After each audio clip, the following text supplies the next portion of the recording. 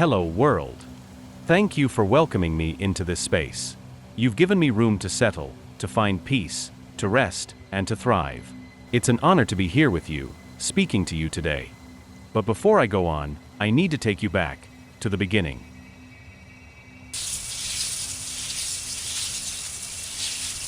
You showed me a love beyond measure, love like no other. Truly, I lived a happy life back then. You know, in those early days, you treated me with such warmth.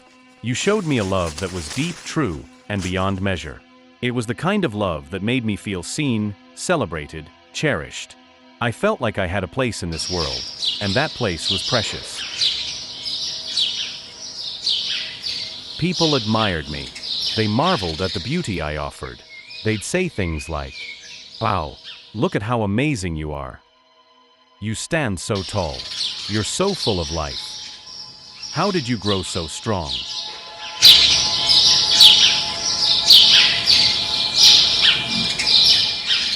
The rain came, and at first, it was a blessing. It nourished me. It made me grow stronger, made me feel more alive. The water soaked into my roots, and I could feel my branches stretching higher. I felt special, I felt important. I was the symbol of health, strength, and beauty. Life was perfect. My roots dug deep into the earth, and the sun warmed me each day. It was a time of joy, a time when I knew no harm. But then things started to change. However, after those good times, something shifted. I didn't realize that the very earth that supported me, the very land we shared, was beginning to plot against me. You see, the same land that gave me life was now plotting to destroy it. I was thriving. But after the rain, something started to feel different. Something I didn't understand.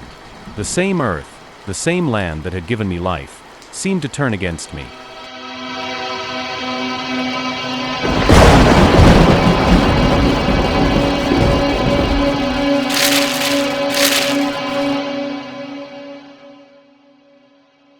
The very soil that once cradled me now felt like a prison, as if it had begun plotting against me.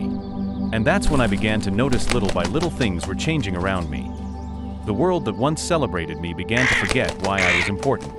The land that gave me life was now being used to take it away. My beauty, my strength, my worth were no longer seen in the same way. You see, it was in the Creator's wisdom that we were all given a gift, the gift of knowledge, of growth, and of mutual care. And as I grew and began to learn, I realized something. The very forces I had trusted to protect me were now betraying me.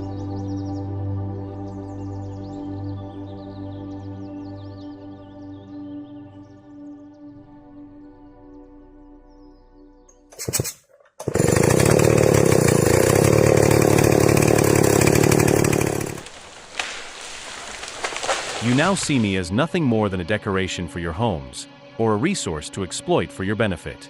You cut off my branches and steal my leaves to create the very things that cause destruction, turning my life into a commodity.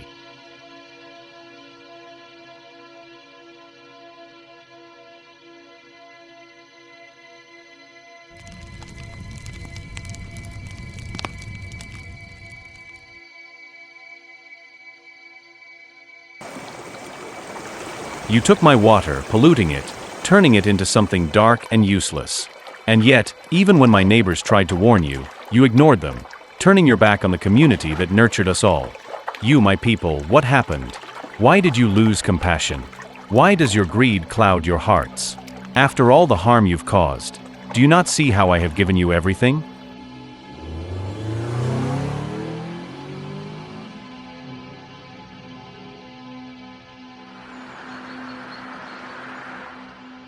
But despite all of this pain, I still ask, why are you so ruthless?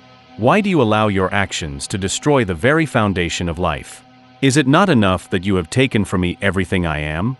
This sadness I carry is deep, so deep, I can no longer bear to stay silent. You have shown me your selfishness, your disregard for all life, and it has hurt me more than you will ever understand. So please, take a moment to reflect.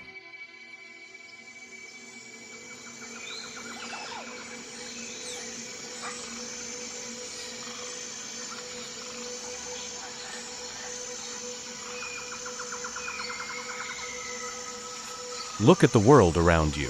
Remember that life is fragile. You can restore balance. You can protect what is sacred.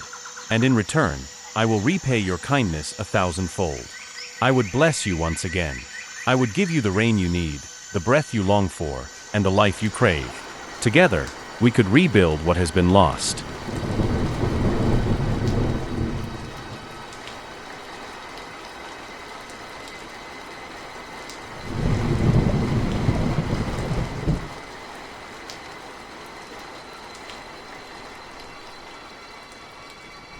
But I also know there is hope. For I, too, have been blessed with the power to regenerate. I can still bring joy, still offer life if only you choose to let me. If you, humanity, could find it within your hearts to listen, to change your ways. Together, we can create a future where all life thrives. Thank you for listening to me today. I am your neighbor, the one who has always been here for you, and I only wish to live in peace, as I once did.